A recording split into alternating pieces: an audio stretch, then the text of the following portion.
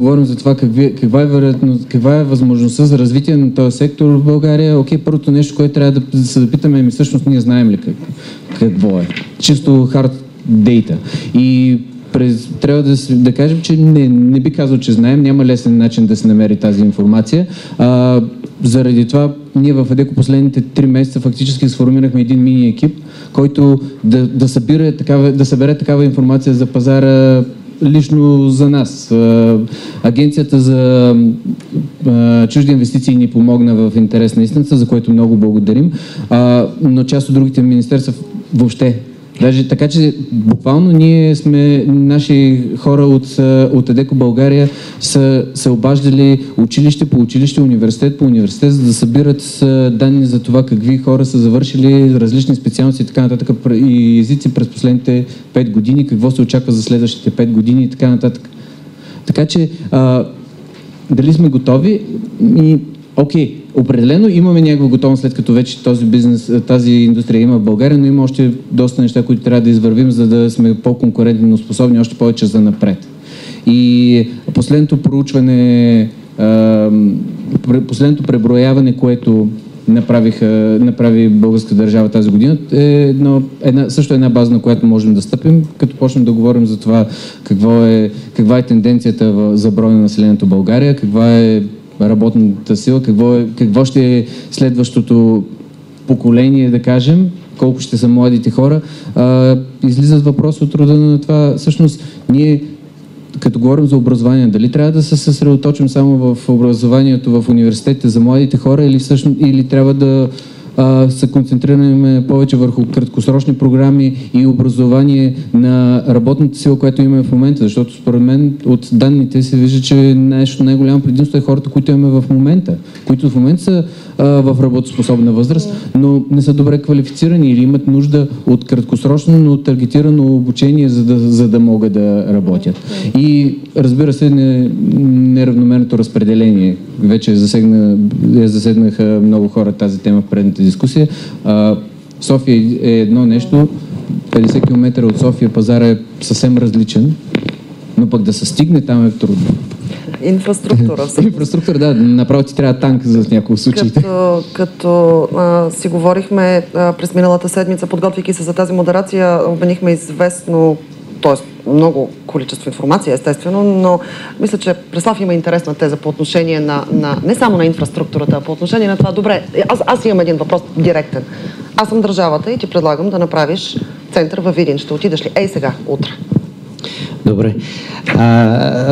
Ще отговоря на въпроса, но ще го разгледам малко по-широк аспект. Значи, за да се изгради друга локация в България, трябва да има бизнес кейс. Тоест, трябва да има някаква икономическа изгода на един инвеститор, за да отиде там. Ако разглеждаме локации от типа на Видин, това е въпрос, значи там трябва примерно да видим що за концентрация на работна ръка има, що за квалификация има там и след това съответно вече инфраструктура и така нататък. Ако това нещо го няма, според мен не е сериозно да се очаква, че някоя компания ще трябва да изгради всички тези неща, за да има един град, който да има съответен бизнес. От другата страна е вече да разглеждаме какви други локации в България има, които да се доближават до параметрите на София. Тоест там вече има някаква концентрация на кадри, има съответни източници за умения, най-общо казано, университети и училища. И вече там да се развиват определени неща. И примерно този тип локации бихме разглеждали нещо от типа на Варна, Бургас, Русе, примерно. Там вече се сблъскваме с други предизвикателства по отношение на сезонност на труда, инфраструктура. И като говоря за инфраструктура, в смисъл влиза и, например, цена на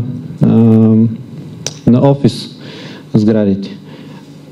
Тоест, това са параметри, които всеки един инвеститор биха го засегнали, за да се направи в крайна сметка преценката. Ако обаче искаме да развиваме подобни локации, тук вече влиза според мен и ролята на държавата по какъв начин да облегчи и спонсорира подобни места, поне в началото, за един начален период от време, в който да могат онези неща, които са, така да го кажем, изостанали в сравнение с София, да бъдат компенсирани. И не говорим само за магистрали, предполагам. В смисъл за инфраструктура. Инфраструктура не е само магистрали, да. Определено. Добре, заговорихме и за цена и мисля, че всъщност това е въпрос и към всички вас, колеги, наистина. До каква степен, независимо дали е българска аутсорсинг компанията тук или е представител на чужда такава, всички търсим клиенти, съвсем нормално. Колеги, чужди инвеститори идват при Борислав Стефанов и обикновено му задават въпроси за цена на наем. Айде, магистрали все още не като чили, но стигаме до цената на труда. Интересно ми е до каква степен решението за установяване на един бизнес тук, дали в София, дали във Варна, зависи от чужд инвеститор или чужд клиент, който си хваща българска компания за аутсорсинг услуги. До каква степен решението е единствено и само на база на цената на труда? Наистина е интересно. И всъщност тази цена на труда мит ли е или Георги правилно казва, че трябва да намерим някакви данни? Мит ли е, че е ниска или всъщност не е ниска? До каква степен е това? Представ, били много накратко да отговориш. Наистина, че все пак това е HP. Как реши HP? Значи цената на труда, в зависимост, ако говорим цената на труда, сравняваме с цената на труда в Европа. Определено цената в България е по-ниска. В сравнение с различни държави, този процент е различен, но това е абсолютно безспорен факт. Сега, ако говорим обаче вътре в страната във връзка с предния въпрос, локациите, вън от София цената на труда е по-ниска, но процента, който е по-нисък, е прекалено малък в сравнение с инвестиции, които трябва да бъдат направени, за да се компенсират други липси. Тоест, дори да имаме 15-20% по-ниска работна ръка в друг град, да кажем Варна, примерно, понеже го избрахме като някакъв алтернативен такъв център, други неща ще ни струват много повече. Тоест, чисто от бизнес гледна точка, за да можем да развиваме там, трябва да има нещо друго и за мен това е спонсорството на държавата, като част от някаква държавна стратегия, за да могат нещата да се развиват не само в София. Към цената на труда ми се иска много правилно да дефинираме и да включим по-скоро цената за обучение. Ясно, в единица разход за един служител не е хубаво да се говори за разход и единица, но все пак, когато се говори за човешки капитал, но все пак всичко е бизнес кейс. Така е, съгласна съм. В единица разход за един служител се включва и обучението, което всяка една от фирмите и да иска и да не иска, трябва да си го направи, за да може да бъде достатъчно спокойна, че този човек ще работи по стандартите на дадената компания, на дадения клиент. Това е безспорен факт. Колко е това, Илия, като процент? Дали като инвестиция от компания имам предвид, която трябва задължително и знае, че трябва да го направи, че и го е планувала в бюджета за тази година, например. Без да влизаме в детайли, ако искаш влез, разбира се. Но тук по-скоро въпросът наистина ми е насочен към до каква степен ние всички сме склонни да не оценяваме факта, че всеки един работодател, всяка една фирма инвестира маса пари в своите служители само и само за да го направи достатъчно добър за стандартите, които той има. Значи аз ще почна малко по-далеч. Във връзка с пазара на труда и това доколко е флексибъл. Тая е хубава българска дума. Значи пазара на труда, първо, нали, това дали е такъв или не, се дефинира от това колко е голям. България, както повечето пазари в България, той е малък. Нали. Особено в контекста на държавите, с които се конкурираме и това, което видяхте и от анализа на A.T. Kearney. В топ държавите в света по отношение на аутсорсинг, ние сме незначителни по отношение на брой хора в в държавата. Също така, мисля, че по-скоро е малък броя на квалифицирания персонал, който може да влезе в аутсорсинг компании в България. В тая връзка съм съгласен с колегата, че по-скоро ние имаме някакъв шанс по отношение на хората, които в момента са на пазара, не са квалифицирани и съответно трябва да ги квалифицираме.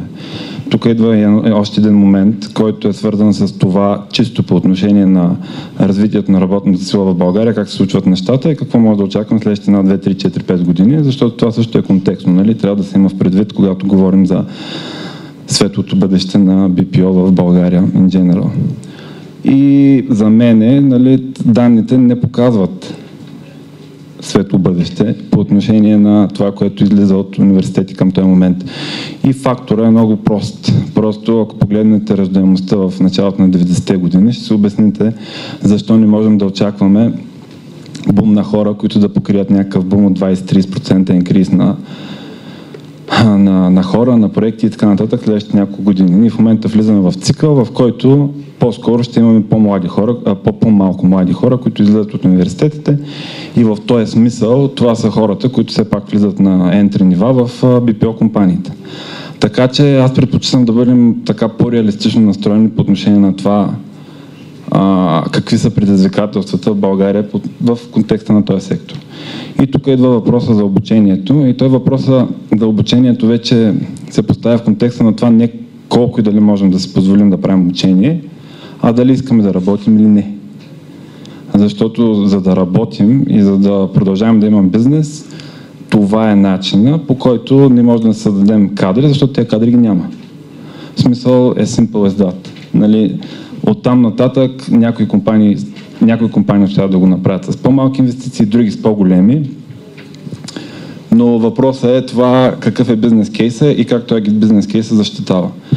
По въпроса, тук пак за флексибилити на работната сила, по въпроса за това е другия, за мен това е другия шанс, особено за аутсорсинг компаниите в България, нали, гледане извън София. Тук въпросът за държавната подкрепа за мен също е въпрос на това искаме ли да правим бизнес или не. Ако сме готови да чакаме държавна подкрепа и да продължим да правим бизнеса и да има растеж със същата степен, окей. Аз лично не мога да си го позволя. И в този смисъл това е по-скоро задължително, без значение като собствена инвестиция или с държавна подкрепа, такива центрове да се откриват. Ние преди 2 години направихме такъв център в Велико Търново, съвместно с Великотърновския университет. Държавна подкрепа не съм ползвал никаква. В момента имам 70 човека там. И съм много доволен от това как се случват нещата, какви са ресурсите и така нататък. Това е по отношение на центровете, другото е по отношение на това, по принцип какъв достъп имаме до работна сила в България. Друг начин това да се компенсира е програми за работа от вкъщи, които могат да се случват за някои от позициите и хората в цял свят го правят. При нас, примерно, около между 15 и 20% от хората в компанията са на такъв тип позиции. В този смисъл тези хора са локирани навсякъде в България. И това е нещо, което е фактор и по отношение на инвестициите в обучение, защото за да се случва това по начин, по който има бизнес кейс, инвестициите са и в онлайн системи за обучение, начини на даване на фидбек, репортинг и така нататък, което е една допълнителна инвестиция, но това е инвестицията, чрез която се стига до този пазар, когато говорим за България. Кадри няма, а имаме 50 и кусор университети. Нали така? Добре. И висока безработица, безспорно, 10% е официалната, неофициалната, по-добре е да не влизаме в тези дебри, колко е неофициална и колко да, но всъщност това, за което искам Георги да попитам, всъщност е концепцията за учене през целия живот. Нещо, което мисля, че беше засегнато и от колегата представител от IT Kearney в началото, да направим конвертируемо професионалното образование като такова. Европа от много време говори за учене през целия живот, за план 2015-2020 и така нататък, да можем всички ние да бъдем сигурни за това, че не само да го знаем на книга, а и да се убедиме, че след като завършиме едно образование, дали ще е средно, дали ще е висше, второ висше и така нататък, ние не трябва да преставаме да учим. И ролята и функцията дали на държава, дали на частни фирми, но това е лично мое убеждение, че вътрешна нужда на всеки един човек е да продължи да учи, така че да става все по-добър и по-добър. Но дали тук в България тази концепция не е леко сбъркана, Георги, за учене през целия живот? Или по-скоро, хайде да не говорим за сбърканост толкова, колкото за недостатъчно добре обяснена на хората, за да изпитат нужда. Недобре, достатъчно подплатена с някакви допълнителни инсентив, с тази хубава българска дума, от страна на държавата към фирмите, които да стават все по-склонни и по-склонни да обучават своите хора. Ами аз с риск да бъда малко радикален, не съм сигурен, че въобще съществува в България тая концепция. В смисъл, учене през целия живот е много, много интересна като тема. Аз лично вярвам в това, че човек през цялото време се учи и че човек примерно на 40 или 50 години може да се научи на някаква тотално нова работа да върши и да е много по-добър от всеки млад човек в това, защото просто той има вече житейски опит и опита от други работи, за да е много добър в това. Но аз не смятам, че това ще съществува в България. Като погледнем колко професионални програми има и доколко това се прави в България, бих казал, че почти не съществува. И това ми беше идеята, когато казах, че трябва да се концентрираме върху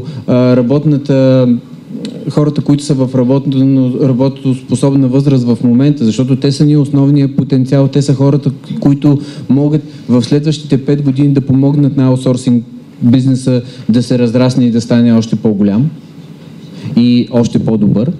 И ние трябва да се съсредоточим в това да използваме тези хора все по-добре, да ги обучим, да им помогнем те да намерят едно ново кариерно развитие защо не и университетите наистина да се насочат към програми, краткосрочни програми с цел кариерно преориентиране. Даже ние в Адеко правим много стъпки в тази посока, тъй като това си е нещо, което виждаме много потенциал за развитие. И когато говорим на държавно ниво за образование, аз виждам чувам най-често да се говори за това, за младежта, как младежта ще излезе с университетски програми, които са таргетирани към бизнеса и така нататък. Ама това е дългосрочно. Това ще отнеме минимум 5 години, защото всички, които сме били в някакъв бизнес в България, знаем, че който и човек да вземем от университет, той има минимум 1 година след това да бъде шейпнат в това как всъщност да работи по някакви професионални стандарти на всяка фирма. Докато един човек, който вече е работил на 2-3 други места, ако ще е в тотално различна сфера, той вече има опита да се впише в нова организация, в нова роля много по-бързо. Но това е въпрос, който, примерно, според мен, това е нещо, което Министерството на образованието много съжалявам, че не присъства на тази кръгла маса, въпреки че беше поканен. За мен това е доста показателно. Факт, че като говорим за статистики, които искахме да вземем, Министерството не можахме да вземем никакви статистики точно от Министерството на образованието. Но според мен това е нещо, което Министерството на образованието трябва да се съсредоточи, ако иска да помогне на аутсорсинг и въобще на пазара на работна ръка в България. Краткосрочни програми с цел преквалификация на работоспособното население в момента. Преди известно време бях говорил с мои колеги от предната ми фирма за това какво Израел са направили. В интерес на истината, Израел преди 5 години са имали подобен проблем с това, че винаги са имали много, много добро висше образование, всички много са били горди с него, но всъщност unemployment rate сред хората към 40 години е бил доста голям. И тогава са почнали да правят, са намерили чрез няколко бизнес проекта са установили, че примерно квалификацията на примерно един социален работник в, да кажем, HR, просто интерпретирам в момента, е много бърза и лесна, защото сферата има някои общи страни, които човек може бързо да се квалифицира и с примерно 3 или 6 месечен курс той да може много бързо да навлезе от една сфера, в която преди 5 или 10 години се е квалифицирал и сега няма търсене в нея, в една друга сфера, която всъщност, да кажем, в този момент има голямо търсене. Само за секундичка, извинявам се, Преслав, но понеже така не че става прехода достатъчно добре, споменахме за Министерството на образованието, е дадено, имаме представител на Агенция по заетостта и госпожа Андреева, според мен има много неща, които ние не знаеме, в това съм абсолютно убедена. Ние тук си говорихме и с вас, и с останалите колеги за някои от програмите, но нямаме цялостната картинка. Може би отново е комуникационен проблем на администрацията, но конференцията ни е за аутсорсинг бизнеса и за човешкия ресурс там. Говорихме и за преквалификационни курсове. Има, нали? Има. Има и още повече ученето през целия живот се подкрепи от Министерството на труда и социалната политика и в частност от Агенцията по заетостта, която реализира квалификационното обучение за така наречените възрастни над 15 години.